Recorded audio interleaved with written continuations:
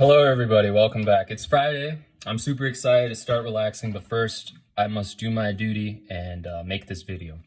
So today, in addition to the contraption, which I'm quite proud of its uniqueness of location and simplicity, but we'll get to that in a moment. In addition to that, I have a new Panera sandwich and a new Panera story. That is right. There have been shenanigans afoot at the Panera Bread. Not at my Panera Bread. A Panera in Michigan.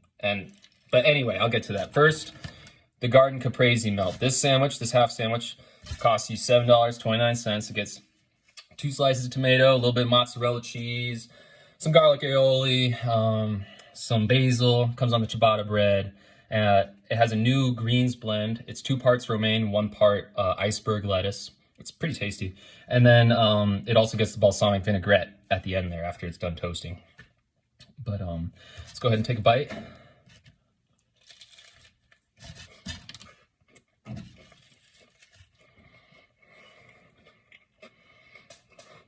It's really good. You know, it's hard to go wrong with tomato, basil, and mozzarella cheese, you know? And the balsamic vinaigrette really kicks in at the end there. It tastes really good. The crunch from the iceberg lettuce helps boost the romaine, kind of adds some texture to it. All around, it's a really tasty sandwich. And on taste alone, it is absolutely worth buying. Now, you let me know, maybe it's not worth buying for you. $7.29 might be kind of pricey for you, but who knows? On taste alone, it is absolutely worth it. And it is a great sandwich. Panera's trying really hard to add some more vegetarian options to the menu. I support them. They're doing a good job. It's very tasty. I actually brought some bacon here with me. I was planning on putting it on the sandwich, but it's so tasty. I'm just gonna save the bacon for breakfast tomorrow morning. But enough about that sandwich.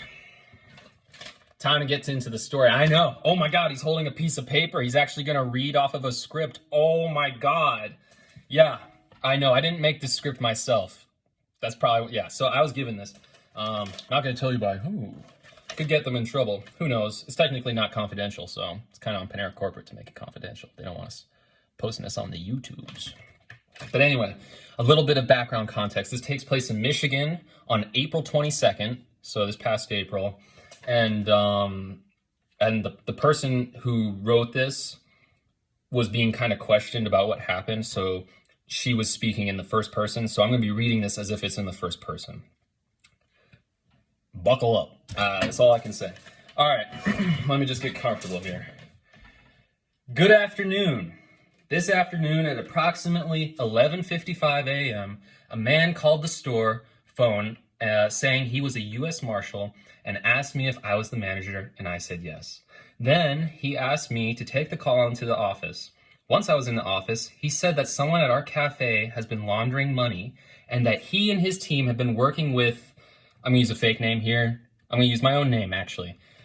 He and his team have been working with Griffin and the DOR for the past few weeks to help arrest the person. They said that they couldn't tell me who because it was an ongoing investigation. He said that marshals were on their way to the cafe to arrest the person, and I said, go back out and act like, this is typed up really weird. He said that marshals were on their way to the cafe to arrest the person, and I said, go back out and act like nothing happened and help them out. So I'm guessing she just mistyped that. It sounds like what she's trying to say is the guy who's pretending to be a U.S. Marshal was like, go back out to the cafe, don't hole up in your office, help them act like everything's normal. That sounds like what she was trying to say. He called me on my phone and even called me with Griffin's phone number. He said to keep the call going and not hang up. Then, once I was done helping out front, to go back into the office and to try to get all the money out of the safe, except the coins and ones, because money launderers do not launder that, is what he said. There's a really weird comma in the middle of that sentence. I kind of had to read around it. But anyway, I could not get into the smart safe, so I only got money out of the main safe. Then he told me to get all the money out of all the drawers, but only 5s, 10s, 20s, 50s, and 100s. Again, acting like nothing was wrong the whole time this was going on. He was talking to his captain on the radio and saying that other marshals were almost into position. He then told me to put all the money into a bank bag and take it to Kroger a mile down the road. So I did. He then told me, once I parked, that 2 marshals were watching my every move, and that if I look at my phone for a call or a text, that I would be arrested and held in contempt. He then had me put the phone in the back seat face down and count all of the money for him.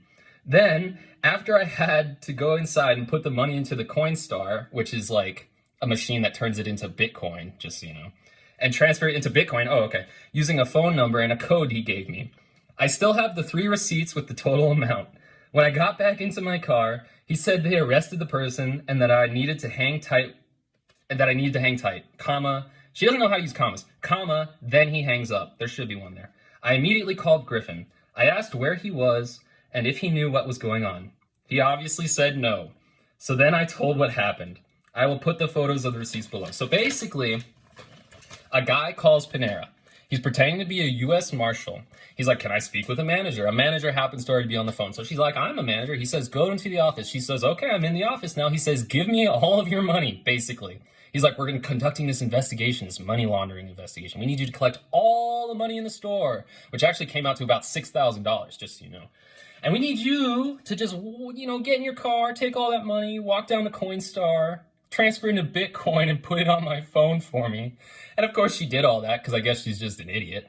And she robbed the store for them. They literally just pretended to be U.S. Marshals and were like, hey, can you give us all your money in Bitcoin? So don't fall for scams, kids. Needless to say, I don't know actually the follow-up of what happened.